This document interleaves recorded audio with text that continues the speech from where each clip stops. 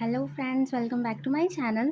आज का हमारा टॉपिक है formulating research problem and hypothesis, यानी कि अनुसंधान समस्या और परिकल्पना का निर्माण। सबसे पहले जान लेते हैं अनुसंधान समस्या क्या होती है। जिस भी प्रॉब्लम को लेकर हम अपनी रिसर्च कर रहे हैं वही हमारी अनुसंधान समस्या कहलाती है। और हाइपोथेसिस या परिकल्पना का मतलब होता है आपने जो भी उस समस्या का भी एज स्टैंडर्ड आपने आंसर रखा है या फिर जो भी आपने उसके लिए अनुमानित उत्तर निकाला है वही आपकी हाइपोथेसिस कहलाती है। जैसे कि अगर आपकी कोई प्रॉब्लम सेल से रिलेटेड है और आपने उसके लिए आंसर निकाला है कि 500 यूनिट के आसपास सेल्स होगी, तो उसके बाद अगर जब आप अपनी रिसर्च प्रॉब्लम को सॉल्व करेंगे तो उससे क्या होगा, अगर 500 के आसपास आपका आंसर आ रहा है तो आपकी जो हाइपोथेसिस है वो आपकी प्रूफ हो जाएगी, सही एक्सेप्ट हो जाएगी। और उसके अगर वो काफ़ी ज़्यादा डिफरेंस से आंसर आ रहा है तो वो रिजेक्ट हो जाएगी। अब इसके बाद देख लेते हैं कि इनकी निर्माण कैसे करते हैं। Formulating a research problem and hypothesis is the first and most critical step in the research process, क्योंकि ये पहला है और सबसे महत्वपूर्ण चरण होता है। It gives direction and clarity to the entire study, यानी कि पूरे अध्ययन को दिशा और स्पष्टता प्रदान करता है, क्योंकि जो भी आप अपना प्रोसेस करेंगे वो आप अपनी प्रॉब्लम और जो भी आपने अपनी परिकल्पना बनाई है उसी के आधार पर करेंगे। अब इसके बाद इसकी प्रक्रिया क्या होती है, रिसर्च प्रोसेस या प्लानिंग प्रोसेस, यानी कि अनुसंधान की प्रक्रिया क्या होती है। The research process involves a systematic sequence of steps starting from problem identification to interpretation and reporting of issue, यानी कि अनुसंधान प्रक्रिया एक व्यवस्थित क्रम है जो समस्या की पहचान से लेकर, यानी कि आपने सबसे पहले अपनी प्रॉब्लम डिसाइड की, उसकी परिणामों की व्याख्या की है और रिपोर्टिंग तक ये चलता रहता है। सबसे पहले हम क्या करते हैं, सिलेक्शन ऑफ रिसर्च एरिया, यानी कि किस क्षेत्र में आप अनुसंधान करने वाले हैं आप उसको निश्चित करते हैं। उसके बाद आइडेंटिफिकेशन ऑफ रिसर्च प्रॉब्लम, यानी कि अनुसंधान समस्या की पहचान की, आपके जो उस एरिया में आपका टॉपिक क्या है, समस्या क्या है आपकी, जिस आधार पर आप रिसर्च करने वाले हैं। उसके बाद रिव्यू ऑफ लिटरेचर, यानी कि जो ऑलरेडी आपके पास साहित्य है, जो लोगों ने और लोगों ने थ्योरीज दी हैं, आप उन सबको रिव्यू करके देख सकते हैं कि किस प्रकार से आप अपना सॉल्यूशन निकाल सकते हैं। उसके बाद क्या करते हैं, फॉर्मुलेशन ऑफ हाइपोथेसिस, यानी कि एक परिकल्पना का निर्माण करते हैं जो भी सिचुएशन के अकॉर्डिंग हो, जो भी आपने पहले की रिसर्च पढ़ी है उसके अप्रोक्स में आप अपनी रिसर्च लगा सकते हैं। उसके बाद रिसर्च डिज़ाइन प्लानिंग, यानी कि अनुसंधान डिज़ाइन की योजना, यानी कि जिस हिसाब से आप अपनी रिसर्च करने वाले हैं उस अकॉर्डिंग आप अपनी पूरी प्लानिंग करते हैं। उसके बाद डेटा कलेक्शन एंड एनालाइज, यानी कि डेटा का संग्रह करेंगे, जो भी आपकी रिसर्च से रिलेटेड आपको डेटा चाहिए आप उस सिलेक्टेड एरिया में जाएंगे और वहाँ पे वो डेटा इकट्ठा करेंगे और उसको एनालाइज करेंगे। उसके बाद इंटरप्रिटेशन एंड रिपोर्टिंग, यानी कि उसकी व्याख्या करेंगे, फिर आप अपनी जो अपनी हाइपोथेसिस बनाई है उसको एक्सेप्ट या रिजेक्ट करेंगे और उसके बाद उसकी रिपोर्टिंग करेंगे। इसके बाद आती है रिसर्च प्रॉब्लम, यानी कि रिसर्च प्रॉब्लम क्या होती है, designing research problem ensure that the objective is clear and the study is focus and suitable methods are selected, यानी कि क्या हो रहा है, अनुसंधान समस्या को परिभाषित करना यह सुनिश्चित करता है कि उद्देश्य स्पष्ट हो, कि आप जो प्रॉब्लम लेके चल रहे हैं वो आपकी क्लियर हो। उसके बाद अध्ययन केंद्रित हो, यानी कि आपको उसी टॉपिक से रिलेटेड रिसर्च करनी है और उपयुक्त विधियाँ अपनाई जाए, यानी कि जो भी उस प्रॉब्लम के लिए सुटेबल हो। उसके बाद क्या होता है, इससे क्या होता है, प्रोवाइड्स क्लैरिटी एंड डायरेक्शन, क्योंकि अगर आपकी ऑब्जेक्टिव क्लियर होगा तो उससे क्या होगी, आपको स्पष्टता मिलेगी और दिशा प्रदान होगी। हेल्प्स फोकस द स्टडी, क्योंकि अध्ययन आपका केंद्रित रहेगा, क्योंकि आपका एक ऑब्जेक्टिव निश्चित है। उसके बाद अवॉइड्स एम्बिग्विटी और कन्फ्यूजन, यानी कि होता है भ्रम और स्पष्टता को बचाता है, इसलिए बचाता है क्योंकि आपको कोई कन्फ्यूजन ही नहीं होगा, क्योंकि आप अपने ऑब्जेक्टिव के अकॉर्डिंग पूरी प्लानिंग उसी हिसाब से बनाएंगे। उसके बाद एंश्योर्स प्रॉपर हाइपोथेसिस फॉर्मुलेशन, यानी कि उपयुक्त परिकल्पना निर्माण सुनिश्चित करता है, क्योंकि आप अपनी समस्या जो अपने अपनी प्रॉब्लम है वो फोकस में रखी हुई है, आप उसी अकॉर्डिंग अपनी प्लानिंग करेंगे, उसी अकॉर्डिंग फिर आप अपनी हाइपोथेसिस बनाएंगे। उसके बाद guide selection of research method, यानी कि अनुसंधान विधियों के चयन को मार्गदर्शित करता है, क्योंकि आप अपनी समस्या जो भी आपकी रिसर्च प्रॉब्लम है उसी बेस पर आप अपनी अनुसंधान की समस्या को भी डिसाइड करेंगे। उसके बाद आते हैं points to ponder on research problem, के अनुसंधान समस्या पर ध्यान देने योग्य बिंदु, क्या क्या बिंदु होते हैं जो आपको अपनी रिसर्च प्रॉब्लम पर ध्यान देनी चाहिए।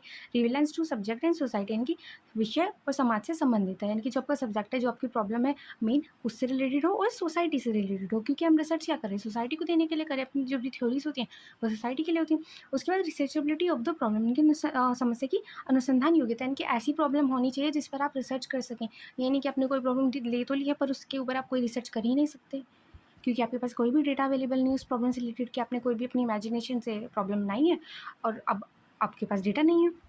उसके बाद availability of data and resources, यानी कि डेटा भी होना चाहिए, रिसोर्स भी होने चाहिए, तभी आप अपनी प्रॉब्लम्स को सॉल्व कर पाएंगे। उसके बाद टाइम एंड कॉस्ट फीजिबिलिटी, यानी कि समय और लागत की व्यवहारिकता, है कि समय भी लग सकता है, लागत भी लग सकती है, तो आपको उस अकॉर्डिंग भी ध्यान देना होगा। उसके बाद एथिकल कंसिडरेशन, यानी कि नैतिक विचार, यानी कि नैतिक होनी चाहिए, अनैतिक नहीं होनी चाहिए, जो लोगों की समाज के अकॉर्डिंग गलत ना हो, ऐसी होनी चाहिए। उसके बाद टाइम एंड स्पेस कोऑर्डिनेशन की समय और स्थान का समन्वय। अब इसके लिए क्या होना चाहिए, sufficient time for all research stage, यानी कि अनुसंधान के सभी चरणों के लिए पर्याप्त समय होना चाहिए। उसके बाद एप्रोप्रिएट लोकेशन और सैंपल एरिया, यानी कि उपयुक्त स्थान आपको देखना पड़ेगा, कहाँ से आप अपने सैंपल ले सकती हैं, ये भी आपको देखना पड़ेगा। उसके बाद आते हैं coordination of data collection schedules, यानी कि डेटा संग्रह कार्यक्रमों का समन्वय होना चाहिए कि सभी चीज़ों को आपको बैलेंस करना होगा कि किस एरिया से आप कहाँ से डेटा ले रहे हैं, किस टाइम डेटा ले रहे हैं और कितना टाइम वहाँ पे लगेगा।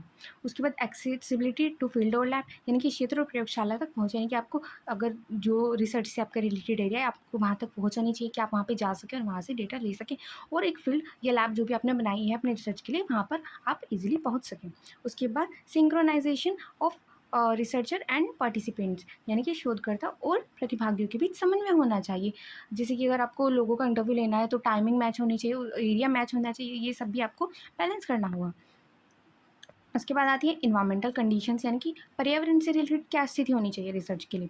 पॉलिटिकल एंड सोशल स्टेबिलिटी, यानी कि राजनीतिक और सामाजिक स्थिरता होना चाहिए, यानी कि सामाजिक में क्या हो सकता है कि कोई भी विद्रोह वगैरह चल रही हो या पॉलिटिकल से रिलेटेड कोई ऐसा चल रहा हो कि लोग रैलियाँ वगैरह निकल रही हो, तो आप वहाँ पे क्या कर सकते हैं, अपना डेटा कलेक्ट प्रॉपरली नहीं कर पाएंगे। उसके बाद टेक्नोलॉजिकल सपोर्ट, यानी कि तकनीकी सहयोग होना चाहिए, क्योंकि ज़रूरी नहीं है कि आप मैनुअली सारा वर्क कर पाएँ, आपको टेक्निकल नॉलेज भी रखनी होगी। उसके बाद लीगल और एथिकल कॉन्स्टेंट, यानी कि कानूनी और या नैतिक सीमा, यानी कि जो भी हमारे कानून में या फिर जो भी नैतिकता की सीमाएं हैं आपको उसके अंदर रहकर ही डेटा कलेक्ट करना है या फिर जो भी आपकी रिसर्च है वो करनी है। उसके बाद इंस्टीट्यूशनल सपोर्ट एंड परमिशन, यानी कि संस्थागत सहयोग और अनुमतियाँ भी आपको प्राप्त करनी पड़ेंगी। उसके बाद सेफ्टी एंड हेल्थ कंसिडरेशन, यानी कि सुरक्षा और स्वास्थ्य संबंधी विषय, कि अगर आप भी किसी जगह पर जा रहे हैं कोई डेटा कलेक्ट करने, तो आपको अपनी सुरक्षा के लिए और स्वास्थ्य के लिए भी सतर्क रहना होगा, और लोगों के लिए भी जहाँ पर आप जा रहे हैं। उसके बाद आती है हाइपोथेसिस टेस्टिंग, यानी कि परिकल्पना परीक्षण। Hypothesis testing is the statistical process of evaluating whether the assumption made are supported by the data or not, यानी कि परिकल्पना परीक्षण एक सांख्यिकीय प्रक्रिया है जिसके द्वारा यह कहा जाता है कि बनाई गई धारणाएं डेटा से समर्थित है या नहीं, यानी कि जो आपकी हाइपोथेसिस है वो एक्सेप्ट हुई है या नहीं, जो आपका आंसर आया है कि क्या वो आपकी परिकल्पना के आसपास है या नहीं है। अब इसके लिए क्या करते हैं, stating null and alternative hypothesis, यानी कि आप सबसे पहले क्या करते हैं, शून्य और वैकल्पिक परिकल्पना बनाते हैं कि आपने अपना कोई भी आंसर मान लिया। शून्य का मतलब क्या है कि अगर आप ये मान के चल रहे कि 0 है आपका जो भी आंसर आ रहा है, या फिर आपने कोई भी एक नंबर ले लिया है। उसके बाद सिलेक्टिंग सुटेबल टेस्टिंग मेथड, यानी कि उपयुक्त परीक्षण विधियाँ चुनना, यानी कि आप एरिया के हिसाब से या फिर अपने प्रॉब्लम के हिसाब से डेटा किस मेथड से लेने वाले हैं, आप उसके लिए अपनी क्या करेंगे, मेथड को चूज़ करेंगे। उसके बाद इलेक्टिंग एनालाइज डेटा, यानी कि डेटा को एकत्र करेंगे और उसको एनालाइज करेंगे। उसके बाद अप्लाइंग स्टेटिकल टेस्ट, यानी कि जो सांख्यिकीय परीक्षण है, जो विधि है उसको सॉल्व करने की, आप उसको लागू करेंगे। उसके बाद एक्सेप्टिंग और रिजेक्टिंग हाइपोथेसिस, फिर जो आपका जो सांख्यिकीय परीक्षण के बाद जो उत्तर आया है या फिर जो भी आपका आंसर आया है, समाधान आया है, क्या वो आपके हाइपोथेसिस को एक्सेप्ट कर रहा है और रिजेक्ट कर रहा है। इसके लिए एक पर्टिकुलर एरिया निश्चित होता है कि अगर उसके अंतर्गत आपकी हाइपोथेसिस आ रही है आंसर के अप्रोक्स में, तो आपकी जो हाइपोथेसिस है वो स्वीकार हो जाती है, और अगर उससे ज़्यादा डिफरेंस आता है तो वो रिजेक्ट हो जाती है। अब इसके बाद आते हैं रिसर्च डिज़ाइन, अनुसंधान डिज़ाइन। ये क्या होता है, research design is the overall framework that outlines how research will be conducted including data collection, analyse and timing, यानी कि इसमें क्या होता है, एक ढांचा होता है, यह समग्र ढांचा होता है जो बताता है कि अनुसंधान कैसे संचालित किया जाएगा, जिसमें डेटा संग्रह, विश्लेषण, समय सारणी सभी शामिल है। मतलब कि किस तरह से आप डेटा कलेक्ट करने वाले, किस तरह से आप उसको एनालाइज करेंगे, किस तरह से आप अपनी शेड्यूल करेंगे, किस तरह से टाइमिंग करेंगे, वो सभी जो जो पूरी प्लानिंग है वही आपकी अनुसंधान डिज़ाइन, रिसर्च डिज़ाइन कहलाती है। अब इसके लिए क्या होती है, framework for conducting the study, यानी कि अध्ययन संचालन के लिए ढांचा, कि आप किस हिसाब से स्टडी करने वाले हैं। उसके बाद selection of method and tools, यानी कि किस विधि का प्रयोग करके डेटा कलेक्ट करेंगे, किस विधि का प्रयोग करके आप एनालाइज करेंगे, उसको चूज़ किया जाता है। उसके बाद सैम्पलिंग स्ट्रेटेजी, कहाँ से आप, क्योंकि आप पूरे एरिया को, अगर आपको हज़ारों लोगों के से डेटा कलेक्ट करना है तो आप ये नहीं कि पूरे हज़ारों के हज़ारों लोगों के पास जाएंगे, आप उनमें से कुछ सैंपल लेंगे, तो उस सैंपल को आप किस बेस पर लेंगे, आप उसकी रणनीति तैयार करेंगे। उसके बाद आती है डेटा कलेक्शन टेक्निक्स, यानी कि डेटा किस तकनीक से आप कलेक्ट करेंगे। उसके बाद आते हैं एनालाइज प्लान एंड टाइमलाइन, यानी कि विश्लेषण की आप क्या योजना बना रहे हैं और किस टाइमलाइन के अंतर्गत, किस समय के अंतर्गत आप उस चीज़ को कर रहे हैं। आई होप आपको आज का वीडियो अच्छा लगा हो। Thank you for watching.